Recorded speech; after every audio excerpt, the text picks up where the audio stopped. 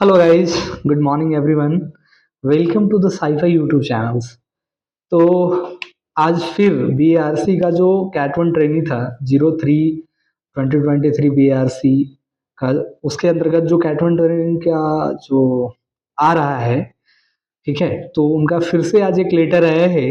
वो बीआरसी का एनआरबी कलपक्कम से आया है, राइट। इससे पहले एनआरबी तारापुर का भी आ चुका था, और भी डीसीएससीएम का आ चुका है, बीआरआईटी का आ चुका है, बीआरसी मुंबई का आ चुका है, जीएसओ कलपक्कम का आ चुका है, आईजी कार कलपक्कम का आ चुका है।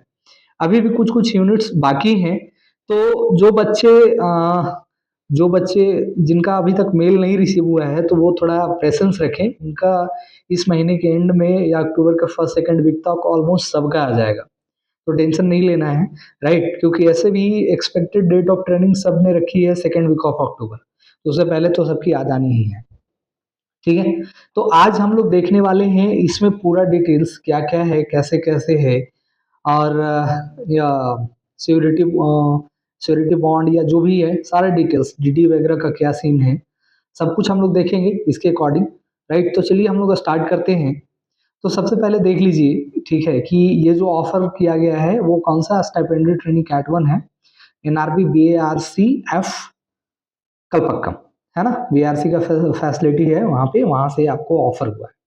तो देखते हैं इसमें क्या लिखा है। On your selection against advertisement number 3/2023 BARC you are offered admission as a stipendiary training cat one for undergoing training on in BARC, NRB BRCF Kalpakkam with effect from 15th of October on a monthly stipend of 24,000 for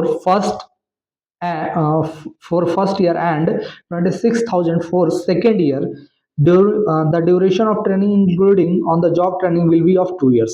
अब देख लीजिए, इन्होंने कह दिया कि जो आपकी training start होने वाली है वो कब से स्टार्ट होने वाली है, 15 अक्टूबर से स्टार्ट होने वाली है। मतलब कि 15 अक्टूबर से पहले ये मेडिकल वेरिफिकेशंस, राइट, और इसके अलावा जो भी प्रोसेस होते हैं, जो डॉक्यूमेंट वेरिफिकेशन, मेडिकल टेस्ट, सारे हो जाएंगे। और 15 अक्टूबर से आपकी वहाँ ज्वाइनिंग हो जाएगी, समझ गए। जिसमें फर्स्ट ईयर 24,000 है, सेकंड ईयर 26,000 है। 24,000 में क्या होगा कि आपको कुछ CHSS का अमाउंट कट करके मिल जाएगा, यानी कि आप मान के चलिए कि 23,000 प्लस, मतलब 23,000 समथिंग फर्स्ट ईयर में मिलेगा और 25,000 समथिंग सेकेंड ईयर में मिलेगा, राइट। चलिए, अब आगे कहता है कि your admission to the above training is subjected to the following terms and conditions. कौन कौन से कंडीशंस पे है वो थोड़ा ध्यान देंगे। Your admission to the training course shall be subject to your clearing the medical examination for physical fitness by a medical officer of this unit. You will also be subject to periodical medical examination by medical officer of this unit। कहने का मतलब ये है कि आपको medical test के लिए बुलाया जाएगा। अगर आप मेडिकल टेस्ट क्वालिफाई करते हैं तभी आपकी वहां पे ट्रेनिंग में एडमिशन होगी, राइट। अच्छा, एक इसमें एक बात और है क्या, कि आपका जो periodically टाइम टू टाइम जो है मेडिकल ऑफिसर द्वारा जांच होते रहेंगे, मेडिकल एग्जामिनेशन होते रहेंगे। फर्स्ट कंडीशन ये है। सेकंड कंडीशन क्या कहता है ये थोड़ा देख लेते हैं। कहता है कि you shall exclude and agreement and also furnish indemnity bond for 6,03,000 in a prescribed form executed jointly by you and surety who shall be a status of permanent group B gazetted officer and above serving under a state or central government. For agreement and indemnity bond visit recruit.brc.gov.in for detailed instruction please see annexure attached। अब देखिए, मैं एक बात आपको बता देता हूँ। इसमें क्या है कि सबसे पहले हम श्योरिटी बॉन्ड की बात करते हैं। इंडेमनिटी बॉन्ड मतलब श्योरिटी बॉन्ड। श्योरिटी बॉन्ड जो है आपको 6,03,000 का आपको श्योरिटी बॉन्ड जो है एक फॉर्मेट होगा श्योरिटी बॉन्ड का, ठीक है। उस पर आपको 6,03,000 का जो अमाउंट होता है उसके अकॉर्डिंग जो है आपको एक श्योरिटी बॉन्ड बनाना होगा, है ना। अब ये श्योरिटी बॉन्ड को कैसे फिल करना है, क्या फिल करना है, उस पर कौन कौन गेस्टेड ऑफिसर साइन करेंगे, ठीक है। आपके स्कूल के प्रिंसिपल साइन करेंगे, आपके कॉलेज के प्रिंसिपल साइन करेंगे, या और भी कौन कौन से हैं गेस्टेड ऑफिसर, उन सब का वीडियो ऑलरेडी इस चैनल पे अवेलेबल है। आप उसका लिंक जो है डिस्क्रिप्शन में दे दूंगा, और उस बीआरसी का पूरा प्लेलिस्ट आई बटन में दे दूंगा, है ना। आप वहां से आई बटन से देख के आप आई बटन से भी जाके देख सकते हैं, राइट। तो चलिए सबसे पहले हम बात करते हैं इंडemnity बॉन्ड की, कि ये 6,03,000 दिया हुआ है तो उसका मीनिंग क्या है। ऐसे समझ लीजिए कि जैसे आपको मिल रहा है 24,000, है ना, पर मंथ। तो अगर सपोज ऐसा होता है कि कोई बच्चा 6 महीने में ही जॉब छोड़ देता है ना, रिजाइन दे देता है, तो उस केस में उसको कितना पे करना होगा, उसको कितना बैक करना होगा? तो 6 महीने का स्टाइपेंड, 6 महीने में उसने जितना भी स्टाइपेंड लिया प्लस उस पर इंटरेस्ट ये देना होगा, यानी कि 24,000 पर मंथ है, 24,000 इंटू 6 प्लस इस पर जो इंटरेस्ट उस समय रहेगा, ठीक है, 9%, 10% ऐसे ही रहता है, जो भी इंटरेस्ट रहेगा वो इंटरेस्ट आपको पे करना होगा, उसके बाद आप वहां से रिजाइन दे सकते हैं। समझ गए? इसका कहने का मतलब ये है। हाँ, अगर मान लेते हैं कि कोई ऐसा होता है कि पूरी ट्रेनिंग में नहीं छोड़ता है, ठीक है, नहीं छोड़ता है, तो 2 साल के बाद उसकी ऑब्जॉर्प्शन होगी साइंटिफिक असिस्टेंसी के लिए। तो उसके बाद वो 3 साल का पीरियड पूरा कर लेता है, ट्रेनिंग का 2 साल प्लस सर्विस का 3 साल, तो उसके बाद ये बॉन्ड ऑटोमेटिकली खत्म हो जाएगा, है ना। उसके बाद अगर वो छोड़ता है तो कुछ पे नहीं करना है। अगर मान लेते हैं कि ऐसा होता है कि वो 2 साल का ट्रेनिंग पीरियड कंप्लीट किया और 1 या 2 साल का उसमें सर्विस भी कंप्लीट कर लिया, तब क्या होगा? तब उसको टोटल स्टाइपेंड का जो टोटल मनी है 24,000 इंटू 12 प्लस 26,000 इंटू 12 प्लस उसका इंटरेस्ट उसको पे करना होगा। समझ गए? ये हो गया आपको श्योरिटी बॉन्ड। अच्छा, उसके बाद एग्रीमेंट आता है, तो एग्रीमेंट और इसके भी फील करने के लिए मैंने ऑलरेडी वीडियो बना रखा है, आप वहां से जाके देख सकते हैं। अब इन दोनों फॉर्म को डाउनलोड कहाँ से करेंगे, तो उस वीडियो में भी मैंने बताया है। अदरवाइज आप ये बीएआरसी का जो वेबसाइट है वहां से जाके उसको डाउनलोड कर सकते हैं और डाउनलोड करके आप उसको फिल कर सकते हैं। राइट, नेक्स्ट देखते हैं। कहता है कि you are required to deposit an amount of 3,000 by demand draft as a security deposit before commencement of training. ठीक है, demand draft should be drawn in the favour of pay and accounts officer BARCF Kalpakkam. On completion of training, the amount will be refunded to you, the subject of to production of NDC from all concerned authorities। कहने का मतलब ये है कि 3,000 रुपए का आपको demand draft बनाना होगा, राइट। अब ये डिमांड ड्राफ्ट किसके नाम से होना चाहिए, तो ये होना चाहिए किसको, पेएबल होना चाहिए, तो पेएबल टू द किसको, तो पे एंड अकाउंट्स ऑफिसर। और पेएबल एट मतलब कौन से ब्रांच में होना चाहिए, तो BARCF कलपक्कम, है ना। इस पर जो है आपको एक डिमांड ड्राफ्ट बना लेना है 3,000 का। अगर आपको लगता है कि सर डिमांड ड्राफ्ट का अलग से एक वीडियो प्रोवाइड कीजिए, then comment DD, okay, so that I can make the videos on that. Okay, ये तो ये हो गया। उसके अलावा क्या है, you will have to bring with you. अच्छा, वन मोर थिंग, ये DD का जो अमाउंट है वो आपको ट्रेनिंग कंप्लीट होने के बाद वापस मिल जाएगा, right. You will have to bring with you the following original documents at the time of reporting for medical examinations और ट्रेनिंग। ट्रेनिंग के लिए जब आप रिपोर्ट करेंगे तो उस समय आपको जो है ओरिजिनल डॉक्यूमेंट्स लेके जाना है ना। उसके साथ आप जीरोक्स भी रख लीजिएगा, ओके, मेडिकल के लिए जब आप जाएंगे तो, क्योंकि उस समय आपका जो है वेरिफिकेशन ये होगा, क्या बोलते हैं, उस समय आपको डॉक्यूमेंट वेरिफिकेशन होगा। अब देख लीजिए इसमें सर्टिफिकेट्स कौन कौन रिक्वायर्ड है ये समझ लीजिए। All original certificate including year wise, semester wise, marksheets from class 10th onward. ठीक है, स्कूल और college leaving certificate, date of birth proof, caste certificate, caste validity certificate, ठीक है, applicable to Maharashtra only, EWS certificate, applicable on 22 May 2023, ठीक है, and relieving letter from the present employer along with attested copies of certificate.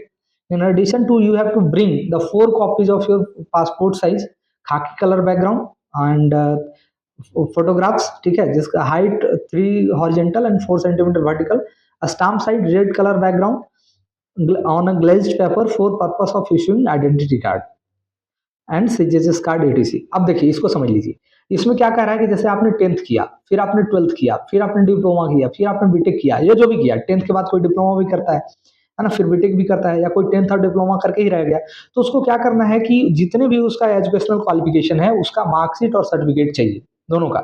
उसके अलावा क्या चाहिए आपको, birth proof, तो बर्थ प्रूफ तो 10th का जो admit card, sorry admit card बोल रहा हूँ, 10th का जो सर्टिफिकेट होता है वही एनफ होता है। उसके अलावा आपको TC चाहिए, ट्रांसफर सर्टिफिकेट, मतलब CLC या SLC, कॉलेज लिविंग सर्टिफिकेट या स्कूल लिविंग सर्टिफिकेट होता है, वो आपको देना होगा, है ना। अगर आप कहीं जॉब करते हैं तो वहां से जो रिलीविंग आपको मिलेगा वो रिलीविंग लेटर आपको देना होगा, ओके, राइट। इसके अलावा और आपको क्या देना होगा कि जितने भी डॉक्यूमेंट्स हैं आपको उसका एक स्टेटस कॉपी रखना होगा। अगर आप SC ST या OBC वगैरह में आते हैं तो वो सर्टिफिकेट, ईडब्ल्यूएस में आते हैं तो वो सर्टिफिकेट, है ना। और क्या है कि जो महाराष्ट्र के कैंडिडेट हैं, जैसे जिनका घर महाराष्ट्र में है, तो महाराष्ट्र में क्या है कि कैंडिडेट को एक जो है कास्ट वैलिडिटी सर्टिफिकेट मिलता है, तो वो भी उनको लेके जाना होगा। इसके अलावा आपको 4 ठो पासपोर्ट साइज का फोटो चाहिए, है ना, और 4 स्टाम्प साइज का फोटो चाहिए। पासपोर्ट साइज के फोटो में क्या चाहिए कि उसका बैकग्राउंड खाकी कलर का होना चाहिए, और स्टाम्प साइज का जो 4 ले जाएंगे उसमें रेड कलर का होना चाहिए। तो इस पर थोड़ा ध्यान दीजिएगा। अच्छा, पासपोर्ट साइज का फोटो 3 सेंटीमीटर हॉरिजेंटल होना चाहिए और 4 सेंटीमीटर वर्टिकल होना चाहिए, राइट। आगे देख रहे हैं, आगे कहता है कि कैंडिडेट्स बिलोंगिंग, हाँ इस अब सीधा मैं बता रहा हूँ, ठीक है, इसका मीनिंग क्या है। ये जो भी कैंडिडेट ओबीसी एससी एसटी, ठीक है, ओबीसी एनसीएल या पीडब्ल्यूडी या ईडब्ल्यूएस से आते हैं, ठीक है, उनको क्या करना है कि बीआरसी के इस साइट पर जो है वो एक सर्टिफिकेट का फॉर्मेट अवेलेबल है ना, ओबीसी का, ईडब्ल्यूएस का, पीडब्ल्यूडी का, सबका सर्टिफिकेट, एससी एसटी सबका अवेलेबल है। तो वो क्या करेंगे कि वहां से उसको डाउनलोड करेंगे और उस फॉर्मेट पर आपको बनवा लेना है, ठीक है। और इसके साथ जो है महाराष्ट्र के जो कैंडिडेट रहेंगे उनको कास्ट वैलिडिटी सर्टिफिकेट भी ले जाना है।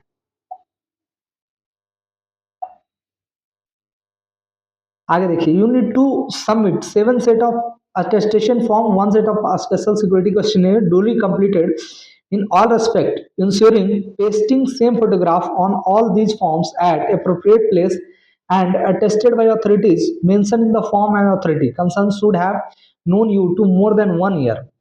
For attestation and SSQ forms, visit this, and for detailed instruction please see annexure attached.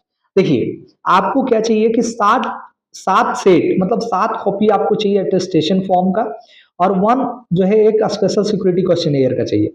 अब ये सिक्योरिटी क्वेश्चन और एएफ का भी वीडियो ऑलरेडी अवेलेबल है, उसका जो है लिंक मैं डिस्क्रिप्शन बॉक्स में दे दूंगा।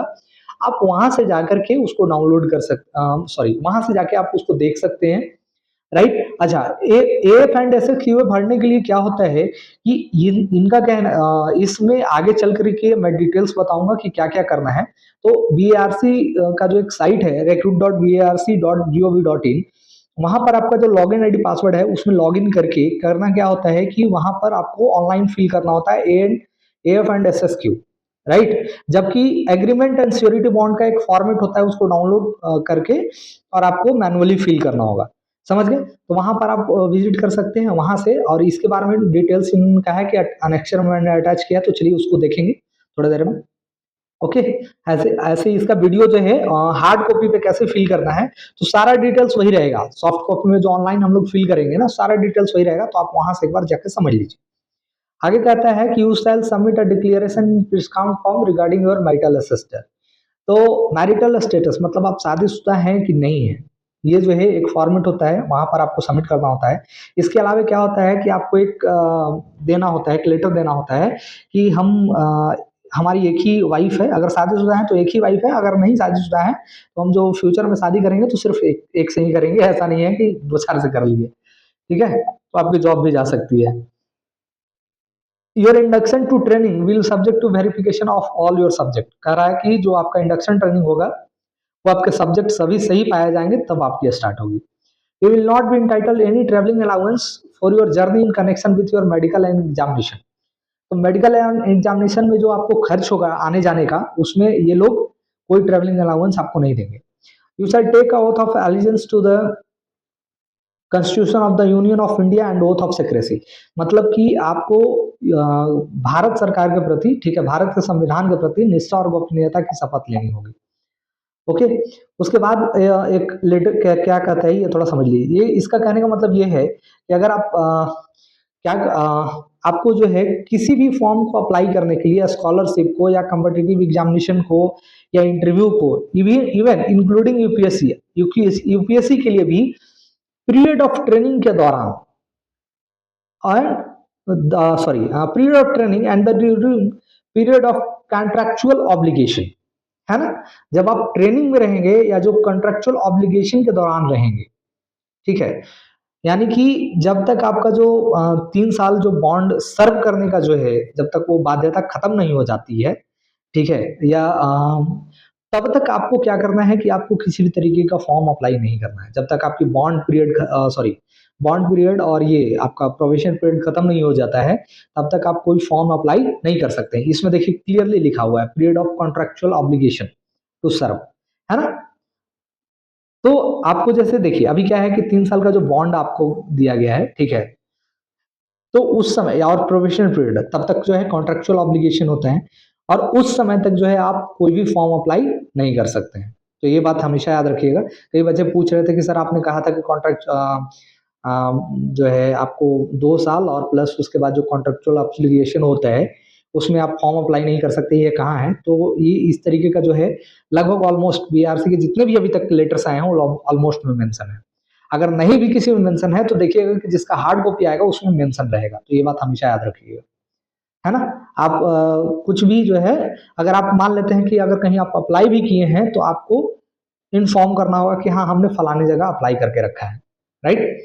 आगे कहता है कि you have to observe all the rules and regulation regarding discipline dress etc may be in force and applicable to the staff of this unit from time to time. कहने का मतलब कि वहाँ जो रूल्स रेगुलेशन है उसको आपको follow करना है, जो ड्रेस कोड है वो भी आपको फॉलो करना है, आप मना नहीं कर सकते हैं। समय समय के साथ वो बदलाव होते रहता है तो उसको आपको फॉलो करना है, राइट। नेक्स्ट कह रहा है, नेक्स्ट क्या कहता है कि during the period of training and thereafter you may require to work on 3 shift operation. यानी कि ट्रेनिंग के दौरान, ठीक है, और ट्रेनिंग के बाद आपको 3 शिफ्ट में काम करना होगा। कितने शिफ्ट में? 3 शिफ्ट में। अब ये 3 शिफ्ट कैसे होता है समझ लीजिए। जैसे एक शिफ्ट मान लेते हैं कि 6 बजे से शुरू होता है तो 8 घंटे कितना हो जाएगा? अगर 3 शिफ्ट है तो 24 आवर, 24 आवर को 3 शिफ्ट में डिवाइड करो तो कितना 8 आवर्स हो जाएंगे। तो ये क्या होगा कि आपको 2 बजे तक रहेगा, 6 से 2 बजे तक रहेगा, ठीक है। फिर 2 से लेकर के कितने बजे तक रहेगा? 2 से आपको 10 बजे तक रहेगा, और फिर 10 से 6 बजे तक रहेगा। तो कुछ इस तरीके से रहता है। टाइम में चेंजेस हो सकता है कि कभी आपका 8 बजे से भी शुरू हो, ठीक है, 8 बजे से लेकर 4 बजे तक हो, 4 बजे से लेकर 12 बजे तक हो, 12 बजे से लेकर फिर 8 बजे तक हो, है ना। तो इस तरीके से टाइम में चेंजेस हो सकता है। हालांकि जनरली 3 शिफ्ट वाला 6 बजे से ही स्टार्ट होता है, तो ये थोड़ा देख लीजिएगा, ओके। ये आपको रहेगा, काम करना पड़ेगा। आगे कहता है, ये 11 नंबर पॉइंट, 11 नंबर पॉइंट कहता है कि आप ट्रेनिंग के दौरान, ठीक है, 3,000 रुपए तक का बुक खरीद कर सकते हैं। और ये बुक कौन सा होना चाहिए? ये बुक जो है होना चाहिए वहां से अप्रूव्ड बुक, जो आपको ट्रेनिंग में पढ़ाई के लिए जरूरी है। तो वो बुक आप खरीद सकते हैं, और वो बुक खरीदने के बाद आपको कैश मेमो ले लेना है। किससे? दुकानदार से, कि भाई 3,000 रुपए का बिल हमको दे दो। और वो बिल आप देंगे तो वो लोग क्या करेंगे, जो एनआरबी या बीआरसी के जिस भी यूनिट में है, आपको वहां से वो कैश रिम्बर्समेंट हो जाएगा, मतलब वो पैसा वापस मिल जाएगा। उसके अलावा 12 नंबर पॉइंट कह रहा है कि देखिए आपको जो है CHSS में शामिल किया जाएगा, मतलब कंट्रीब्यूटरी हेल्थ सर्विस स्कीम में, मतलब मेडिकल की सुविधाएं आपको प्रोवाइड किया जाएगा, है ना। और उसके लिए आपको एक मंथली, हर एक मंथ में एक फिक्स्ड अमाउंट आपके जो भी स्टाइपेंड है वहां से डिडक्शन होगा, समझ गए। अच्छा, ये मेडिकल फैसिलिटी किसको किसको मिलेगा? तो ट्रेनिंग के दौरान सिर्फ और सिर्फ कैंडिडेट को मिलता है, उसके अलावा और किसी को नहीं मिलता है, ठीक है, उसके डिपेंडेंट को नहीं मिलता है। तो ये बातें हमेशा क्लियर रखिएगा, ठीक है, इसमें कोई कंफ्यूजन नहीं रखिएगा। नेक्स्ट कहता है कि ड्यूरिंग द ट्रेनिंग पीरियड के दौरान आपको एनआरबी बीआरसी सीएफ कलपक्कम में चार्जेबल बेसिस पर, ठीक है, कुछ भुगतान के आधार पर जो है आपको ट्रेनिंग के दौरान जो है एकोमोडेशन, रहने की सुविधा दी जाएगी। अब वो रहने की सुविधा आपको शेयरिंग बेसिस पर रहेगा। यहाँ देख लीजिए, शेयरिंग बेसिस कहने का मतलब क्या होता है कि जैसे एक फ्लैट है, अब मान लीजिए 2 BHK है, तो उसमें 2 रूम रहेगा। 2 रूम में क्या करेगा कि दो दो बच्चे को डाल देगा। हो सकता है कि उसके जो हॉल है उसमें भी 2 बच्चे को डाल दे। तो इस तरीके से रहता है, समझ गए। अच्छा, ट्रांसपोर्ट फैसिलिटी भी अवेलेबल रहेगा, तो ट्रांसपोर्ट फैसिलिटी भी चार्जेबल बेसिस पर रहेगा ट्रेनिंग पीरियड के दौरान, ओके। हालांकि बाद में भी रहते हैं, तो अगर बाद में आप लेंगे तो आपको ट्रेवलिंग अलाउंस नहीं मिलेगा, ठीक है। सॉरी, ट्रांसपोर्ट अलाउंस नहीं मिलेगा, ट्रेवलिंग अलाउंस बोल रहा हूँ। आगे कह रहा है कि 50 नंबर कहता है कि आपको जो है आपको क्लास में अटेंड होना जरूरी है, आप छोड़ नहीं सकते हैं, ठीक है। और पीरियड के दौरान आपको जो है 8 कैजुअल लीव मिलेगा, ठीक है। कितना? 8 CL आपको मिलेगा, जो कि मेडिकल ग्राउंड पर मिलेगा। और मेडिकल ग्राउंड पे कैसे मिलता है? तो ये समझ लीजिए कि वहां का जो मेडिकल ऑफिसर होते हैं, जिस डिस्पेंसरी में आप दिखाने जाएंगे, तो वो लिखेंगे कि हाँ भाई इस आदमी को 2 दिन का जो है रेस्ट की जरूरत है, 3 दिन का रेस्ट की जरूरत है। तो उसके बाद जो है पूरे जो है ट्रेनिंग पीरियड के दौरान आपको 8 मिल जाएगा, ठीक है। अच्छा, अगर मान लेते हैं और क्या कहता है कि you will entitled only such vacation during the period of training as admissible under the rules of department, you will not be entitled to other leave. इसके अलावा और कोई अदर छुट्टी आपको नहीं दी जाएगी। हालांकि कुछ और यूनिट्स में जो है ट्रेनिंग के बाद 15 डेज का छुट्टी मिलता है, लेकिन अभी इसका क्या सीन होता है वो ट्रेनिंग 1 ईयर कंप्लीट कर लीजिए फिर पता चलेगा, ओके। हालांकि फिलहाल तो इसमें सिर्फ 8 दिन का ही मेडिकल लीव लिखा है। In the options without approval your training will be terminated with immediate effect without any further notice. अगर मान लेते हैं कि ट्रेनिंग में हैं और ट्रेनिंग के दौरान भाग गए, ठीक है, कि मन नहीं लग रहा, थोड़ा घर से घूम के आते हैं, बिना बताए हुए घर भाग गए, बिना बताए हुए अपने गर्लफ्रेंड बॉयफ्रेंड से मिलने चले गए, है ना। कभी कभी होता है, जैसे कुछ बच्चे क्या करते हैं कि छुट्टी हुआ आते हैं, थोड़ा मन नहीं लग रहा है, थोड़ा घूम के आते हैं, दोस्तों के साथ मिल के आते हैं, ठीक है, घर से मिल के आते हैं, तो वैसी स्थिति में आपको टर्मिनेट किया जा सकता है, तो वैसा गलती मत कीजिएगा, right. You shall be liable to discharge from training from at any time during the period of training or conclusion of the training without notice and without assigning any reason। देख लीजिए आगे कहता है कि आपको किसी भी टाइम, ठीक है, ट्रेनिंग के दौरान आपको टर्मिनेट किया जा सकता है, ठीक है, वहां से आपको ट्रेनिंग से हटाया जा सकता है बिना किसी कारण दिए हुए। तो जनरली ऐसा अभी तक हुआ नहीं है और आई होप सो कि आगे भी ऐसा नहीं होगा, जब तक कि आप कोई बहुत बड़ा मेजर मिस्टेक या मेजर इशू क्रिएट नहीं कर देते हैं। समझ गए। आगे कह रहा है कि ट्रेन आपकी जो ट्रेनिंग होगी उस दौरान आपको practical lab project work on plant running सब इंक्लूडेड है, ठीक है। ट्रेनिंग के दौरान आपको जो है एग्जामिनेशन हो सकता है, वाइवा वॉक हो सकता है, ठीक है, और ट्रेनिंग कंप्लीट होने के बाद एक फाइनल एब्जॉर्प्शन इंटरव्यू होता है। तो अब मन होता है कभी कभी कि सर फाइनल एब्जॉर्प्शन इंटरव्यू में क्या हमको रिजेक्ट कर दिया जाएगा, तो नहीं, आज तक ऐसा कुछ नहीं हुआ है, आज तक सारे बच्चे सेलेक्ट हो गए हैं, ठीक है। अच्छा, उसमें जो है मिनिमम आपको 50% मार्क्स जरूर लाना है। 50% मार्क्स लाना कोई बड़ी बात नहीं है, सब लोग लेके आ जाते हैं, ठीक है।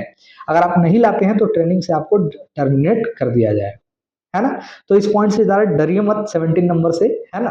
क्यों क्यों इसीलिए क्योंकि अभी तक ऐसा कुछ नहीं हुआ है और लगभग सारे बच्चे पास हो गए हैं, ठीक है, और सारे बच्चे जॉब कर रहे हैं।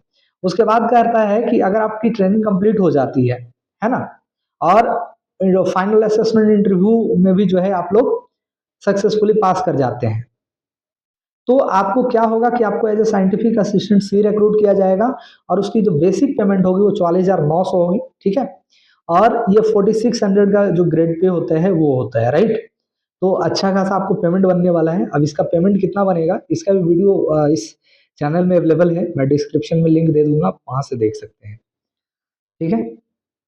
नेक्स्ट कहता है कि you will be required to complete the training and serve NRB BRCF Kalpakkam or any of the constituent unit of DOE for the period of 3 years after appointment on offer appointment after training you may fail to complete the training, ठीक है। देखिए कह रहा है overall, कहने का मतलब ये है कि आपको ट्रेनिंग कंप्लीट होने के बाद जब आपको अपॉइंटमेंट किया जाएगा as a scientific assistant offer किया जाएगा, तो आपको जो है 3 साल का बॉन्ड पीरियड सर्व करना है।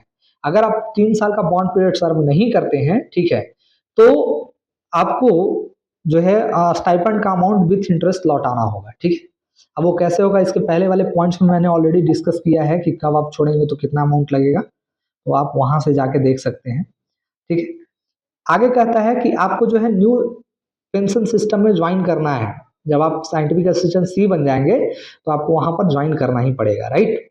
फिर कहता है कि अगर आप इस सारे कंडीशंस को मानते हुए एक्सेप्ट करते हैं कि हाँ आप जॉब करना चाहते हैं, ठीक है, आप ट्रेनिंग में भाग लेना चाहते हैं, तो आपको इस पर APORBARCF@igcard.gov.in इस पर जो है 19 सितंबर, है ना, 19 सितंबर तक, आज कितना हो गया, आज 13 हो गया, आज सबको मिला है, राइट, सबको मेल आया है, तो 13, अभी 6 दिन का टाइम है, 6 दिन के अंदर आप क्या कीजिए कि सब कुछ जो है जितने भी बच्चे हैं वो सब लोग अपना अपना जो है एक्सेप्टेंस लेटर भेज दीजिए। अब एक्सेप्टेंस लेटर का फॉर्मेट क्या है, कैसे भेजना है, ठीक है, तो वो मैंने आपको ऑलरेडी वीडियो बना रखा है, उसका भी जो है लिंक डिस्क्रिप्शन बॉक्स में दे दूंगा, अदरवाइज बीआरसी के प्लेलिस्ट से आप जाके देख सकते हैं, है ना। वहां से आप देखिए और उसको जल्दी से जल्दी भेज दीजिए, सब सारे डिटेल्स मेंशन करते हुए, ठीक है।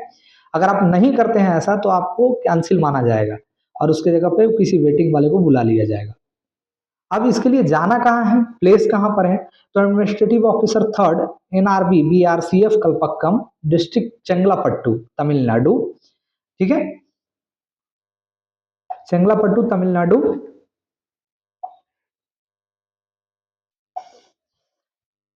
along with all documents photograph specified above and admit card come call letter issued by center for the identification for completing medical examination and other pre admission formalities। देखिए कहने का मतलब ये है कि आपको इस एड्रेस पर, ठीक है, चंगलापट्टू डिस्ट्रिक्ट में जाना है तमिलनाडु में।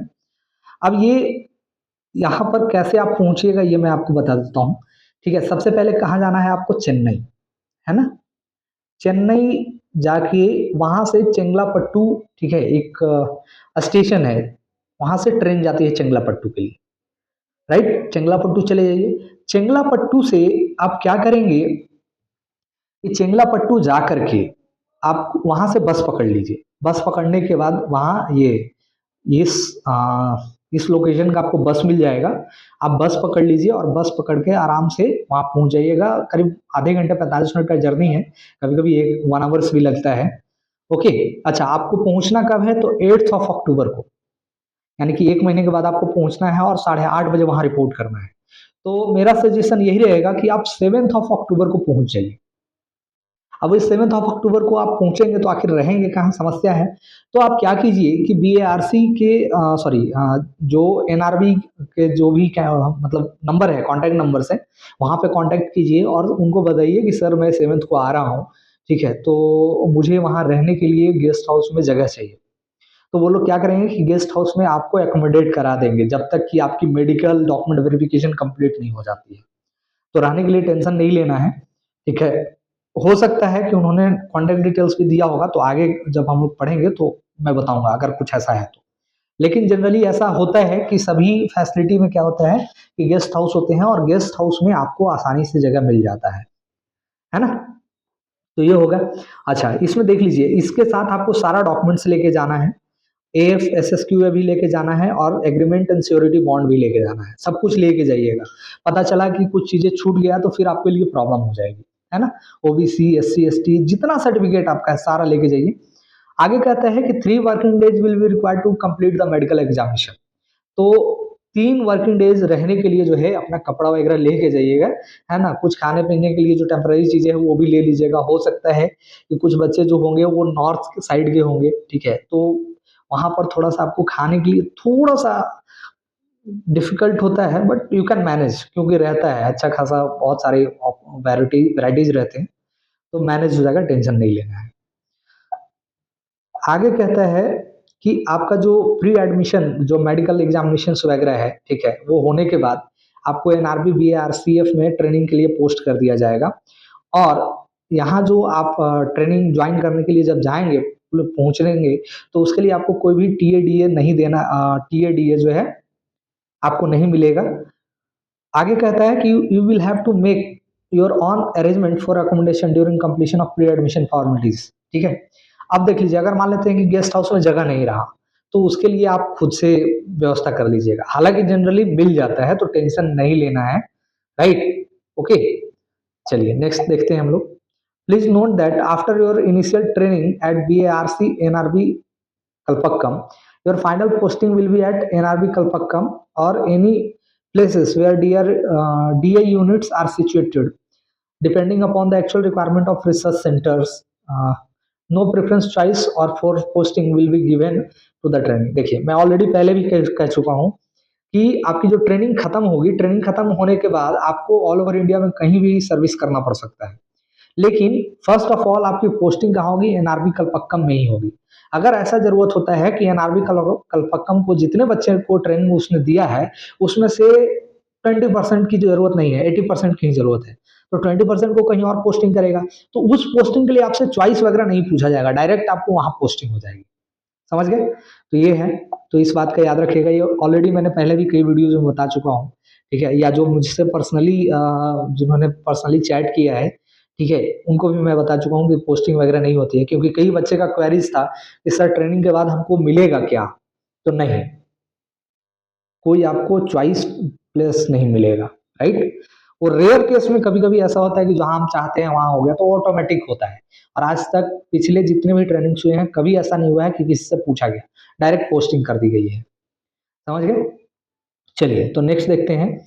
Your training ship is provisional and subject to communicative certificate being verified through proper channel if the verification reveals that the claim of the candidates that she belongs to the SC, ST and OBC or economical weaker section is found false, the training of such candidate will be terminated forthwith without assigning any further reason। अब देख लीजिए, एक चीज मैं बता देता हूँ कि जैसे कभी कभी क्या होता है कि जैसे अभी आपने सुना होगा कि यूपीएससी में कई ऐसे कैंडिडेट हैं, ठीक है, जो डिसेबिलिटी सर्टिफिकेट, ठीक है, डिसेबिलिटी कोटा का इस्तेमाल कर रहे हैं जबकि वो फिट हैं, या ओबीसी एनसीएल का इस्तेमाल कर रहे हैं जबकि उनके पास करोड़ों की संपत्ति है।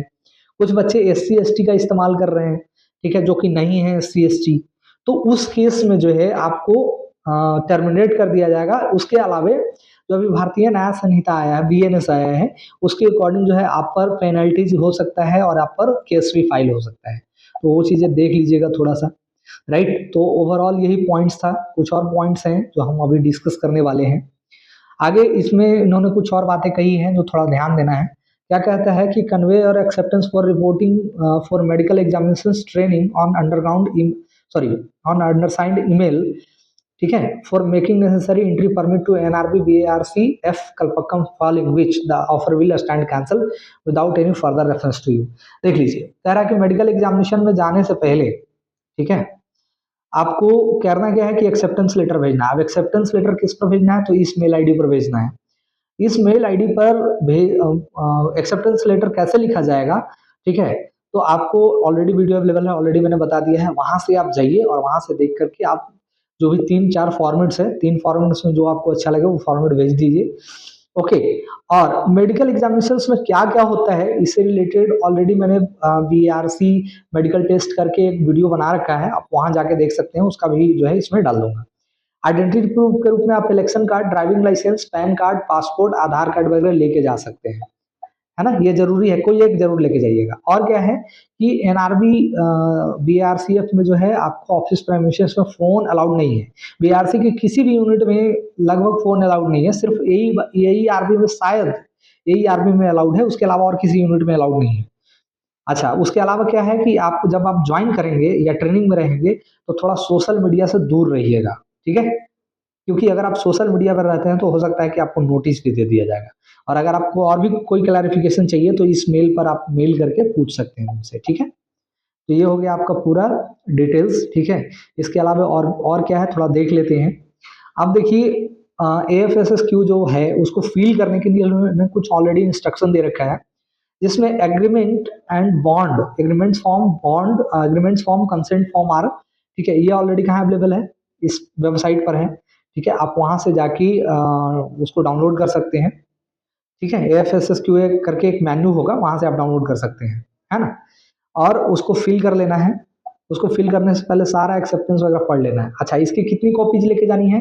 तो बॉन्ड एंड एग्रीमेंट के लिए, बॉन्ड के लिए 2 कॉपीज, ठीक है, each of bond and agreement and 1 copies of acceptance form may be completed and brought when reporting your medical examination। तो एक्सेप्टेंस फॉर्म भी जो है आपको वहां से डाउनलोड कर लेना है, ठीक है। और डाउनलोड करके आपको क्या करना है, या हो सकता है कि आपको मेल के साथ भी अटैच करके आया होगा, तो वो चीजें आप देख लीजिएगा, ठीक है। वहां से आप लेते जाइएगा। उसके अलावा देखिए, एस एस क्यू कैसे फिल करना है ये समझ लीजिए। AFSSQ का ऑलरेडी मैंने हार्ड कॉपी कैसे फिल करना है वो चीजें बता रखा है ना। लेकिन इसमें कहा गया है कि आपको ऑनलाइन फिल करना है, तो सारा डिटेल्स वही रहेगा, ठीक है। सिर्फ क्या है कि मोड आपका ऑनलाइन रहेगा, है ना। आपको अपने सिस्टम से उसके साइट पे लॉगिन करके फिल करना होगा। तो उसका साइट ये है, आपको दिख रहा होगा, recruit.brc.gov.in। यहाँ से आप जाइए, यहाँ पर लॉगिन कीजिए। लॉगिन करने के बाद अकाउंट डिटेल्स में जाके माई AFSSQA आप फिल कीजिए। फिल करके आपको क्या करना है कि प्रिंट ले लेना है, और प्रिंट लेकर के आपको लेके जाना है। समझ गए? आप कितना लेके जाना है, कितना प्रिंट्स होंगे, वो सारा उसमें डिटेल्स आपको रहेगा। हाँ, यहाँ पर देखिए एक और दे रखा है, 7 सेट SSQ का और 5 सेट 7 सेट AF का एंड 5 सेट जो है SSQ का आपको लेके जाना है, जो कि पूरी तरह से फिल होना चाहिए और आपका फोटोग्राफ उस पर लगे होने चाहिए सब पे, है ना। और क्या है कि उसमें जो जहाँ पे जिसका जहाँ साइन है या अटेस्टेड करवाना है तो आप अटेस्टेड करा लीजिएगा, ठीक है। आइडेंटिटी सर्टिफिकेट एक अटैच रहता है। आइडेंटिटी सर्टिफिकेट में कौन कौन से हैं, इसका भी वीडियो ऑलरेडी उसी AFSSQA वाले फॉर्म में मैंने बनाया था, तो एंड में आपको देखने को मिल जाएगा कि आइडेंटिटी सर्टिफिकेट में कौन कौन साइन करता है, ऑलरेडी मेंशन रहता है, तो आप वहां जा सकते हैं, ठीक है। तो ये सारा चीजें जो है पूरा फॉर्मेट आपको मेडिकल के टाइम में लेके जाना है। अब एक चीज और देख लीजिए, कुछ और बातें लिखी हुई है कि सुरक्षा कारणों की वजह से ब्राउजर्स में back forward refresh tabs double clicks वगैरह जो है डिसेबल्ड कर दिया गया है। आप जब भी फिल करें तो आपको सेव बटन करते जाना है, ठीक है। तो चूंकि एडिट ऑप्शन नहीं रहता है, ठीक है, तो आपको आराम से अच्छे से, since there is no edit option, fill the form very carefully for making any change और एडिटिंग और correction you have to cancel the form by clicking cancel option and you need to fill the form once again by following the above method। अब देखिए, अगर मान लेते हैं कि आप क्या करते हैं, कुछ गलत डाटा भर देते हैं, तो आपको पूरा फॉर्म कैंसिल करके फिर से भरना होगा, है ना। और सर्टिफिकेट का फॉर्मेट है वो तो ऑलरेडी मैं बता चुका हूँ, ठीक है। तो ये है ओवरऑल आपका इसका, ठीक है, जो भी अनुलग्नक वगैरह है। अब देख लीजिए, अब हम लोग इसका एक मेल का कॉपी देखने वाले हैं कि जो मेल आया है उसमें क्या क्या इन्होंने कहा है, ठीक है। कुछ किसी पर्सन का कॉन्टेक्ट डिटेल्स भी दिया है या क्या, वो सारा डिटेल्स हम देखते हैं मेल वाला भी, ओके।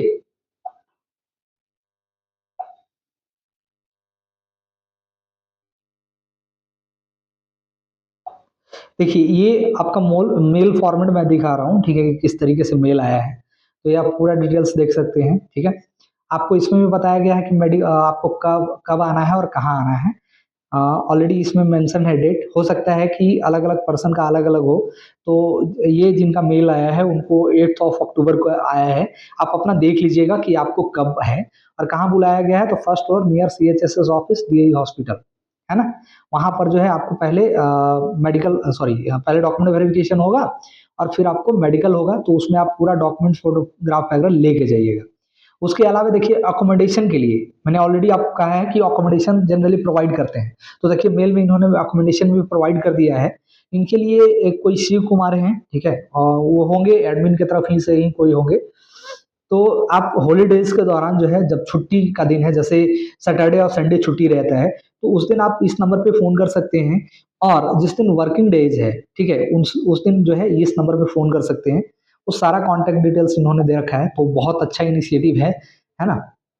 क्योंकि क्या होता है, कभी कभी पता चलता है कि हम किसको कांटेक्ट करें, तो एट रैंडम हमको कॉल करना होता है उनके ऑफिस में, राइट। उसके अलावा जो है ऑफर लेटर आपको लेके जाना है, आपका प्रूफ, आधार कार्ड वगैरह सब कुछ लेके जाना है, ऑलरेडी मैंने मेंशन कर दिया है ना। उसके अलावा क्या है कि 1 set of xerox copy each document, सारे का जो 4 का जो फर्स्ट में अटैच था वो सब कुछ लेके जाना है आपको ओरिजिनल डॉक्यूमेंट के साथ, ठीक है।